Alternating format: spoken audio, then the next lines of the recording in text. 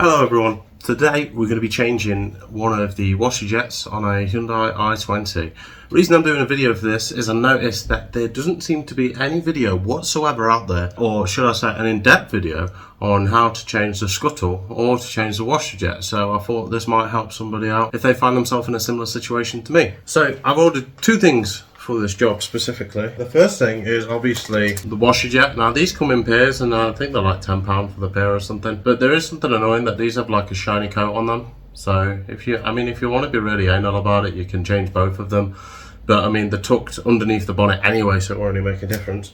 And the other thing I would strongly advise buying for these is the clips for the scuttle.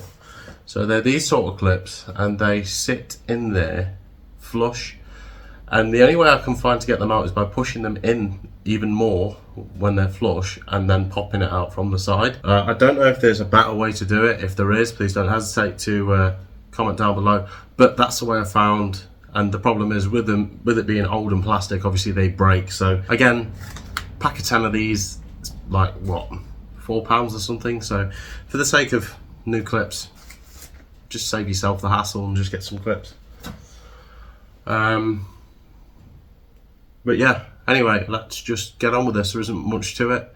There's literally 2 bolts for the windscreen wipers. Make sure you mark the windscreen wipers up before you take them off so they go back in the same place. And that's about it really.